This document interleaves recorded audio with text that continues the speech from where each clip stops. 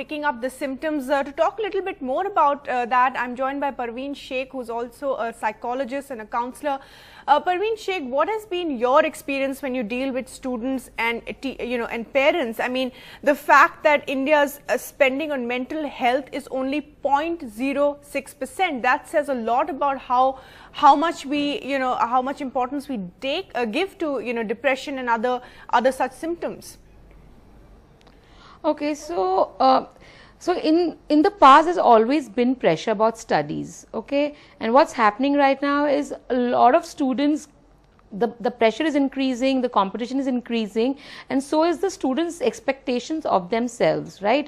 So now it's a era of Instagram updates and Facebook updates. So more than how they will look to their parents, that pressure is already there. Okay, well, if I don't do well, I'm disappointing my parents, but at the same time I'm also disappointing myself, my peers. So there is where I feel where the support needs to come is not only where the parents talk to the children, there is an open communication there, but also where the students have peer, you have peer mentors, because the peers at this age are the biggest influencers for the students, okay, and the competition is really high. So there is where one area we don't focus on, so that could help the students, because if they're not talking to their parents, they will talk to their peers. That will help them in some way. Peer pressure certainly, peer pressure certainly an important factor in this, and in fact, Uma Sudhir, my colleague, has been reporting about the increased suicides among students in Hyderabad, in Andhra Pradesh as well, and that that very telling image from Hyderabad, where a girl actually jumped to her death from the top of a building. And let's listen into what Uma had to say when she spoke to several people there. Telangana, Andhra Pradesh, Rajasthan, all of these states have the distinction of in fact having the maximum numbers as successful candidates after competitive exams, but they also notoriously report the highest number of student suicides. Even today, after that student death, we have had a recent case in Hyderabad as well, where a student in fact had jumped off a building because she did not get the results that she had expected, or at least others had expected. You are someone who came through a corporate college, about to join an engineering college, but the stress? It's obviously the same. I can feel what she went through, obviously. But I mean, I don't know if there's a way out of this also. Like, I don't think. What really happens? I mean, is it something that your parents are expecting too much, or academically your college or teachers are putting too much pressure? What really happens? It's actually more of the faculty in the college. They really want to increase their numbers. At the end of the day, anybody wants that. It's not really my parents. It's basically how they want the numbers, and so they keep stressing us and telling us, oh, the marks matter more than anything else, and so that's all you need to get. And obviously that's not so the joy goes out of learning. Of course it does. I mean, there is no joy in learning. I mean, I actually try to put a lot of effort my own apart from college, like through these different learning apps and stuff, but then I put so much effort, I kind of stress myself out. I didn't feel like the college was in any way like supportive in that way. They always sort of motivated only for the fact that there was an exam at the end of the week. Result. Yeah, so they're basically result oriented, nothing else. There's no feeling for what a student was going through or anything like that. So no one cares for children more than parents, we would say, but they are also to blame, isn't it, for the kind of pressure we tend to put? First of all, suiciding factor is not a pleasant one in this society, and I can't blame this corporate world really.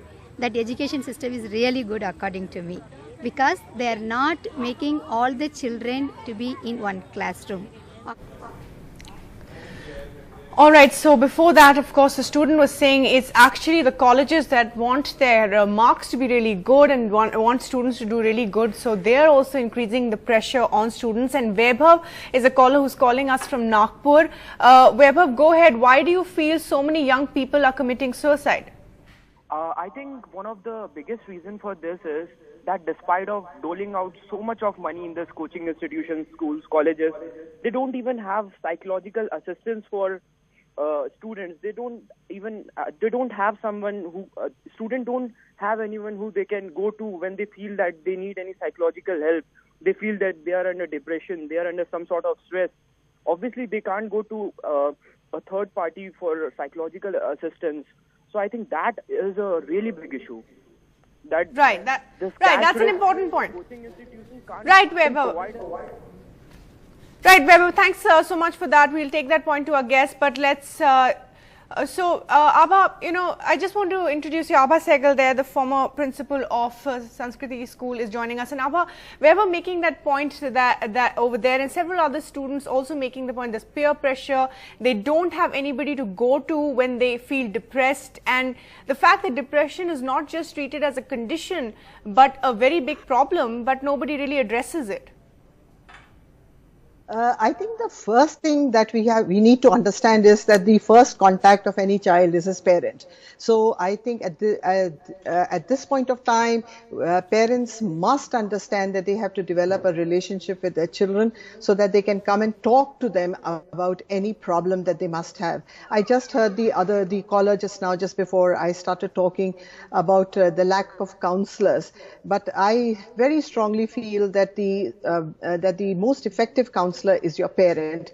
And a number of times in my career, I have noticed and I've seen that children do not go to their parents to speak. And that is extremely, extremely important, that they should go to their parents, talk about their stresses, talk about their misgivings, talk about what is bothering them. Right, but Abha, what about the point, the fact that you look at the cutoffs? I mean, that is just inbuilt pressure in any case, where your life could be determined by 0.5% whether you make it to a good college or not, and that's that's in the system. It's not just the parents. So the cutoffs and the good colleges that you're talking about is very, very subjective. What is really good? So this is where the counselor steps in, who is able to tell the students that, look, there is place for everybody. Not everybody will become an IITian. Not everybody will go to AIIMS, but there is space under the sun for everybody. Every child has an ability that can be tapped. And this is the time when we must create that confidence in our young ones. And what I have seen is that instead of creating that confidence, we are eroding that confidence. You see the WhatsApp messages where they keep saying that the youth of today has lost its direction, doesn't know where it's going, they have no values. I don't know why we are doing this youth bashing at this point of time. We must really have faith in our children and create that self-confidence in them.